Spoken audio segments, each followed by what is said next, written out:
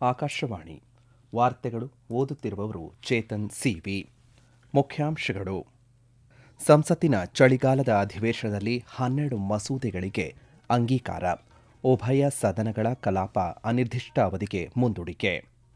ನಾಳೆ ಬಿಹಾರದ ಗಯಾದಲ್ಲಿ 13,000 ಕೋಟಿ ರೂಪಾಯಿ ಅಭಿವೃದ್ಧಿಗೆ ಯೋಜನೆಗಳಿಗೆ ಪ್ರಧಾನಿ ಶಿಲಾನ್ಯಾಸ ಮತ್ತು ಲೋಕಾರ್ಪಣೆ.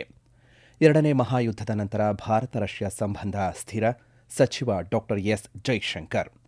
ಮಾನವರಹಿತ ಬಾಹ್ಯಾಕಾಶ ಯಾನ, ಡಿಸೆಂಬರ್ನಲ್ಲಿ ಮೊದಲ ಪರೀಕ್ಷಾರ್ಥ ಹಾರಾಟ. ಇಸ್ರೋ. ವಾರ್ತೆಗಳ ವಿವರ. ಸಂಸತ್ತಿನ ಮಳೆಗಾಲದ ಅಧಿವೇಶನವು ಇಂದು ಮುಕ್ತಾಯಗೊಂಡಿದ್ದು, ಲೋಕಸಭೆ ಮತ್ತು ರಾಜ್ಯಸಭೆಯನ್ನು ಇಂದು ಅನಿರ್ದಿಷ್ಟಾವಧಿಗೆ ಮುಂದೂಡಲಾಗಿದೆ. ಲೋಕಸಭೆಯ ಸ್ಪೀಕರ್ ಓಂ ಬಿರ್ಲಾ ಅವರು ಇಂದು ಸದನಕ್ಕೆ ಮಾಹಿತಿ ನೀಡಿ, ಅಧಿವೇಶನದಲ್ಲಿ 14 ಸರ್ಕಾರಿ ಮಸೂದೆಗಳನ್ನು ಮಂಡಿಸಲಾಯಿತು ಮತ್ತು ಒಟ್ಟು 12 ಮಸೂದೆಗಳನ್ನು ಅಂಗೀಕರಿಸಲಾಯಿತು ಎಂದು ಹೇಳಿದ್ದಾರೆ. ಪ್ರಧಾನಿ ನರೇಂದ್ರ ಮೋದಿಯವರ ಉತ್ತರದೊಂದಿಗೆ ಆಪರೇಷನ್ ಸಿಂಧೂರ ಕುರಿತು 2 ದಿನಗಳ ವಿಶೇಷ ಚರ್ಚೆ ನಡೆಸಲಾಯಿತು. ಭಾರತದ ಬಾಹ್ಯಾಕಾಶ ಕಾರ್ಯಕ್ರಮದ ಸಾಧನೆಗಳ ಕುರಿತು ವಿಶೇಷ ಚರ್ಚೆಯನ್ನು ಪ್ರಾರಂಭಿಸಲಾಯಿತು. ಈ ಅಧಿವೇಶನದ ಕಾರ್ಯಸೂಚಿಯಲ್ಲಿ ಒಟ್ಟು 419 ನಕ್ಷತ್ರ ಹಾಕಿದ ಪ್ರಶ್ನೆಗಳನ್ನು ಸೇರಿಸಲಾಗಿದೆ. ಆದರೆ ನಿರಂತರ ಪೂರ್ವ ಯೋಜಿತ ಅಡಚಣೆಗಳಿಂದಾಗಿ ಮೌಖಿಕ ಉತ್ತರಕ್ಕಾಗಿ ಕೇವಲ 55 ಪ್ರಶ್ನೆಗಳನ್ನು ಮಾತ್ರ ತೆಗೆದುಕೊಳ್ಳಲಾಗಿದೆ ಎಂದು ಅವರು ಹೇಳಿದರು. ಅಡಚಣೆಗಳಿಂದಾಗಿ ಸಮಯದ ನಷ್ಟವಾದ ಬಗ್ಗೆ ಬಿರ್ಲಾ ಅಸಮಾಧಾನ ವ್ಯಕ್ತಪಡಿಸಿದರು. ಅನಿರ್ದಿಷ್ಟಾವಧಿಗೆ ಮುಂದೂಡುವ ಮೊದಲು ರಾಜ್ಯಸಭೆಯಲ್ಲೂ ಇದೇ ರೀತಿಯ ಸನ್ನಿವೇಶವಿತ್ತು. ಇಂದು ಮೇಲ್ಮನೆಯಲ್ಲಿ ಸಂವಿಧಾನದ 130ನೇ ತಿದ್ದುಪಡಿ ಮಸೂದೆ, ಕೇಂದ್ರಾಡಳಿತ ಪ್ರದೇಶಗಳ ಸರ್ಕಾರಿ ತಿದ್ದುಪಡಿ ಮಸೂದೆ ಮತ್ತು ಜಮ್ಮು ಹಾಗೆ ಕಾಶ್ಮೀರ ಮರು ಸಂಘಟನೆ ತಿದ್ದುಪಡಿ ಮಸೂದೆಯನ್ನು ಇಂದು ಹೆಚ್ಚಿನ ಪರಿಶೀಲನೆಗಾಗಿ ಸಂಸತ್ತಿನ ಜಂಟಿ ಸಮಿತಿಗೆ ನೀಡಲಾಯಿತು. ಪ್ರಧಾನಿ ನರೇಂದ್ರ ಮೋದಿಯವರು ನಾಳೆ ಬಿಹಾರದ ಗಯಾದಲ್ಲಿ ಸುಮಾರು 13,000 ಕೋಟಿ ರೂಪಾಯಿ ಮೌಲ್ಯದ ವಿವಿಧ ಅಭಿವೃದ್ಧಿ ಯೋಜನೆಗಳಿಗೆ ಶಿಲಾನ್ಯಾಸ ಮತ್ತು ಉದ್ಘಾಟನೆಯನ್ನು ನೆರವೇರಿಸಲಿದ್ದಾರೆ. ಪಶ್ಚಿಮ ಬಂಗಾಳಕ್ಕೆ ಭೇಟಿಯ ವೇಳೆ ಅವರು 5,200 ಕೋಟಿ ರೂಪಾಯಿಗಳಿಗೂ ಹೆಚ್ಚು ಮೌಲ್ಯದ ವಿವಿಧ ಅಭಿವೃದ್ಧಿ ಯೋಜನೆಗಳಿಗೆ ಭೂಮಿ ಪೂಜೆ ಮತ್ತು ಉದ್ಘಾಟನೆ ನೆರವೇರಿಸಲಿದ್ದಾರೆ. ಕೋಲ್ಕತ್ತಾದಲ್ಲಿ ಹೊಸದಾಗಿ ನಿರ್ಮಿಸಲಾದ ವಿಭಾಗಗಳಲ್ಲಿ ಮೆಟ್ರೋ ರೈಲ್ವೆ ಸೇವೆಗಳಿಗೆ ಅವರು ಚಾಲನೆಯನ್ನು ನೀಡಲಿದ್ದು, 1,200 ಕೋಟಿ ರೂಪಾಯಿಗೂ ಹೆಚ್ಚು ಮೌಲ್ಯದ 7.2 ಕಿಲೋಮೀಟರ್ ಉದ್ದದ 6 ಪಥಗಳ ಕೋನಾ ಎಕ್ಸ್ಪ್ರೆಸ್ ವೇಗೆ ಶಿಲಾನ್ಯಾಸವನ್ನು ನೆರವೇರಿಸಲಿದ್ದಾರೆ. ಈ ಉಪಕ್ರಮವು ಹೌರಾ ಸುತ್ತಮುತ್ತಲಿನ ಗ್ರಾಮೀಣ ಪ್ರದೇಶಗಳು ಮತ್ತು ಕೋಲ್ಕತ್ತಾ ನಡುವಿನ ಸಂಪರ್ಕವನ್ನು ಹೆಚ್ಚಿಸುತ್ತದೆ. ಎರಡನೇ ಮಹಾಯುದ್ಧದ ನಂತರ ಭಾರತ ಮತ್ತು ರಷ್ಯಾ ನಡುವಿನ ಸಂಬಂಧಗಳು ವಿಶ್ವದ ಪ್ರಮುಖ ಸಂಬಂಧಗಳಲ್ಲಿ ಸ್ಥಿರವಾಗಿವೆ ಎಂದು ಮಾಸ್ಕೋದಲ್ಲಿ ನಡೆದ ಸಭೆಯಲ್ಲಿ ವಿದೇಶಾಂಗ ಸಚಿವ ಡಾ ಎಸ್ ಜೈಶಂಕರ್ ಈ ಬಗ್ಗೆ ಹೇಳಿದ್ದಾರೆ. ರಷ್ಯಾದ ವಿದೇಶಾಂಗ ಸಚಿವ ಸೆರ್ಗೆ ಲಾವ್ರೋವ್ ಅವರ ಜೊತೆಗೆ ಭಾರತ ರಷ್ಯಾ ದ್ವಿಪಕ್ಷೀಯ ಸಂಬಂಧಗಳ ಕುರಿತು ಮಾತುಕತೆಯ ನಂತರ ಜಂಟಿ ಪತ್ರಿಕಾಗೋಷ್ಠಿಯಲ್ಲಿ ಅವರು ಭೌಗೋಳಿಕ ರಾಜಕೀಯ ಒಮ್ಮತ, ನಾಯಕತ್ವ ಸಂಪರ್ಕಗಳು ಮತ್ತು ಜನಪ್ರಿಯ ಭಾವನೆಗಳು ಭಾರತ ರಷ್ಯಾ ಪಾಲುದಾರಿಕೆಯ ಪ್ರಮುಖ ಚಾಲನಾ ಶಕ್ತಿಗಳಾಗಿವೆ ಎಂದು ಹೇಳಿದರು. ರಷ್ಯಾಕ್ಕೆ ಭಾರತದ ರಫ್ತುಗಳನ್ನು ಹೆಚ್ಚಿಸುವುದು ಸೇರಿದಂತೆ ಸಮತೋಲಿತ ಮತ್ತು ಸುಸ್ಥಿರ ರೀತಿಯಲ್ಲಿ ದ್ವಿಪಕ್ಷೀಯ ವ್ಯಾಪಾರವನ್ನು ವಿಸ್ತರಿಸುವ ಹಂಚಿಕೆಯ ಮಹತ್ವಾಕಾಂಕ್ಷೆಯನ್ನು ಇಬ್ಬರೂ ಸಚಿವರು ಪುನರುಚ್ಚರಿಸಿದರು. ಇದಕ್ಕೆ ಸುಂಕರಹಿತ ಅಡೆತಡೆಗಳು ಮತ್ತು ನಿಯಂತ್ರಕ ಅಡೆತಡೆಗಳನ್ನು ತ್ವರಿತವಾಗಿ ಪರಿಹರಿಸುವ ಅಗತ್ಯವಿದೆ ಎಂದು ಡಾ ಎಸ್ ಜೈಶಂಕರ್ ಒತ್ತಿ ಹೇಳಿದರು.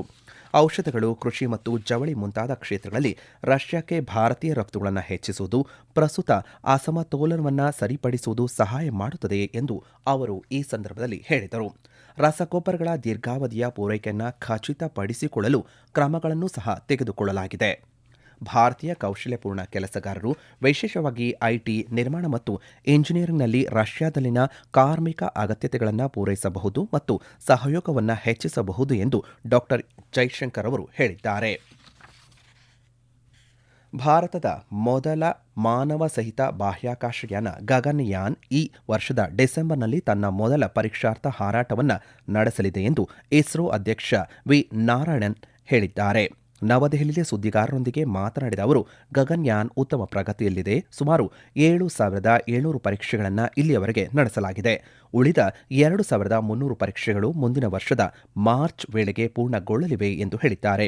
ಇಸ್ರೋದ ಇತರ ಸಾಧನೆಗಳನ್ನು ಹೇಳಿದಂತಹ ನಾರಾಯಣ್ ಅವರು ಅಮೆರಿಕದ 6,500 ಕಿಲೋಗ್ರಾಂಗಳಷ್ಟು ಸಂವಹನ ಉಪಗ್ರಹವನ್ನು ಭಾರತೀಯ ಲಾಂಚ್ ಪ್ಯಾಡ್ನಿಂದ ಉಡಾವಣೆ ಮಾಡಲಾಗುವುದು ಎಂದು ಮಾಹಿತಿಯನ್ನು ನೀಡಿದರು. ಆಕ್ಸಿಯಂ 4 ಮಿಷನ್ನಲ್ಲಿ ಇಸ್ರೋ ಪಾತ್ರದ ಕುರಿತು ಮಾತನಾಡಿದ ಅವರು ಮಿಷನ್ನ ಸುರಕ್ಷಿತ ಉಡಾವಣೆಯನ್ನು ಖಚಿತಪಡಿಸಿಕೊಳ್ಳುವಲ್ಲಿ ಇಸ್ರೋದ ತಾಂತ್ರಿಕ ಪರಿಣತಿಯು ನಿರ್ಣಾಯಕ ಪಾತ್ರವನ್ನು ವಹಿಸಿದೆ ಎಂದು ಉಲ್ಲೇಖಿಸಿದ್ದಾರೆ. ಫಾಲ್ಕನ್ 9 ರಾಕೆಟ್ನ ಮೊದಲ ಹಂತದಲ್ಲಿ ತೊಂದರೆಯನ್ನು ಗಮನಿಸಿದ ಇಸ್ರೋ ಅದನ್ನು ಸರಿಪಡಿಸಿ ದುರಂತ ವೈಫಲ್ಯವನ್ನು ತಪ್ಪಿಸಿದೆ ಎಂದು ಅವರು ಹೇಳಿದ್ದಾರೆ. ನಂತರ ಮಾತನಾಡಿದ ವಾಯುಪಡೆಯ ಗ್ರೂಪ್ ಕ್ಯಾಪ್ಟನ್ ಮತ್ತು ಗಗನಯಾತ್ರಿ ಶುಭಾಂಶು ಶುಕ್ಲಾ, ಆಕ್ಸಿಯಂ 4 ಮಿಷನ್ ಅನ್ನು ಸಾಧ್ಯವಾಗಿಸಿದ್ದಕ್ಕಾಗಿ ಭಾರತ ಸರ್ಕಾರ ಮತ್ತು ಇಸ್ರೋ ತಂಡಕ್ಕೆ ಧನ್ಯವಾದಗಳನ್ನು ಅರ್ಪಿಸಿದರು. ಈ ವಾರ್ತೆಯನ್ನು ಆಕಾಶವಾಣಿಯಿಂದ ಕೇಳುತ್ತಿದ್ದೀರಿ. ನಿಮ್ಮ ಅನುಕೂಲಕರ ಸಮಯದಲ್ಲಿ ಆಕಾಶವಾಣಿ ಸುದ್ದಿಗಳನ್ನು ಆಲಿಸಲು ನಮ್ಮ ಯೂಟ್ಯೂಬ್ ಚಾನೆಲ್ ಆಕಾಶವಾಣಿ ನ್ಯೂಸ್ ಕನ್ನಡವನ್ನು ಸಬ್ಸ್ಕ್ರೈಬ್ ಮಾಡಿ.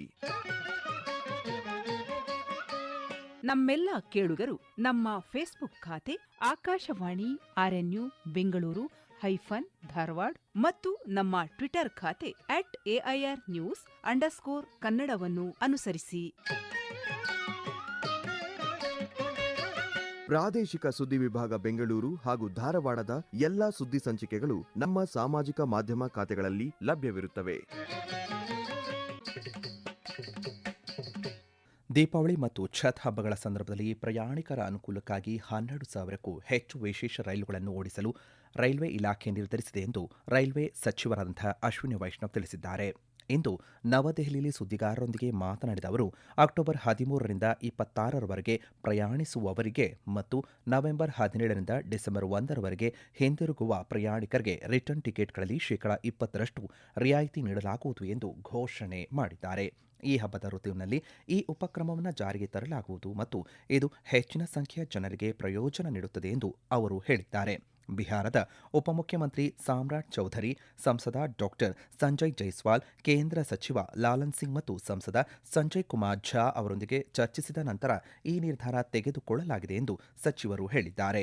ಗಯಾದಿಂದ ದೆಹಲಿಗೆ, ಸಹರ್ಸಾದಿಂದ ಅಮೃತಸರ, ಚಪ್ರಾದಿಂದ ದೆಹಲಿಗೆ ಮತ್ತು ಮುಜಾಫರಾಪುರದಿಂದ ಹೈದರಾಬಾದ್ಗೆ 4 ಹೊಸ ಅಮೃತ್ ಭಾರತ್ ಎಕ್ಸ್ಪ್ರೆಸ್ ರೈಲುಗಳನ್ನು ಪರಿಚಯಿಸಲಾಗುವುದು ಎಂದು ಸಚಿವರು ಮಾಹಿತಿ ನೀಡಿದ್ದಾರೆ. ಆನ್ಲೈನ್ ಗೇಮಿಂಗ್ ಪ್ರಚಾರ ಮತ್ತು ನಿಯಂತ್ರಣ ಮಸೂದೆ 2025 ಸಂಸತ್ತು ಅಂಗೀಕರಿಸಿದ್ದು ರಾಜ್ಯಸಭೆ ಇಂದು ಇದಕ್ಕೆ ಅನುಮೋದನೆ ನೀಡಿದೆ. ಈ ಮಸೂದೆಯು ಇ ಸ್ಪೋರ್ಟ್ಸ್ ಮತ್ತು ಆನ್ಲೈನ್ ಸಾಮಾಜಿಕ ಆಟಗಳನ್ನು ಪ್ರೋತ್ಸಾಹಿಸುತ್ತದೆ ಮತ್ತು ಹಾನಿಕಾರಕ ಆನ್ಲೈನ್ ಹಣದ ಗೇಮಿಂಗ್ ಸೇವೆಗಳು, ಜಾಹೀರಾತುಗಳು ಮತ್ತು ಅವುಗಳಿಗೆ ಸಂಬಂಧಪಟ್ಟಂತಹ ಹಣಕಾಸು ವಹಿವಾಟುಗಳನ್ನು ನಿಷೇಧಿಸುತ್ತದೆ. ಮಸೂದೆಯನ್ನು ಮಂಡಿಸುತ್ತಾ ತಂತ್ರಜ್ಞಾನ ಮತ್ತು ಮಾಹಿತಿ ತಂತ್ರಜ್ಞಾನ ಸಚಿವ ಅಶ್ವಿನಿ ವೈಷ್ಣವ್, ಆನ್ಲೈನ್ ಹಣದ ಗೇಮಿಂಗ್ ಸಾರ್ವಜನಿಕ ಆರೋಗ್ಯಕ್ಕೆ ಅಪಾಯಕಾರಿಯಾಗಿದೆ ಎಂದು ಹೇಳಿದ್ದಾರೆ. ऑनलाइन मनी गेम्स जिसके कारण समाज में और विशेषकर मध्यम वर्गीय युवाओं में बड़ी समस्या बनकर उभरा है. एडिक्शन हो जाता है, परिवार की बचत इसमें चली जाती है. करीब करीब एक अनुमान है कि 45 करोड़ लोग इसकी चपेट में आ चुके हैं. 20,000 करोड़ रुपए से ज्यादा राशि हमारे मध्यम वर्गीय परिवारों के मेहनत की कमाई इसमें नष्ट हो गई है.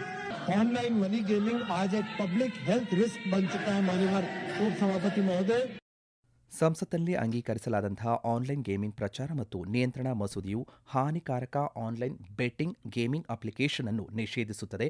ಇದರಿಂದಾಗಿ ಅವುಗಳ ವ್ಯಸನಕ್ಕೆ ಬಲಿಯಾಗುವವರಿಗೆ ಆರ್ಥಿಕ ನಷ್ಟವನ್ನು ತಡೆಗಟ್ಟುವ ಉದ್ದೇಶ ಹೊಂದಲಾಗಿದೆ. ದೇಶದಲ್ಲಿ ರಿಯಲ್ ಮನಿ ಆನ್ಲೈನ್ ಗೇಮಿಂಗ್ ತಡೆಗೆ ಕೇಂದ್ರ ಸರ್ಕಾರ ಮುಂದಾಗಿರುವುದು ಶ್ಲಾಘನೀಯ ಎಂದು ಮೈಸೂರು ಒಡನಾಡಿ ಸಂಸ್ಥೆಯ ಕಾರ್ಯದರ್ಶಿ ಕೆವಿ ಸ್ಟ್ಯಾನ್ಲಿ ತಿಳಿಸಿದ್ದಾರೆ.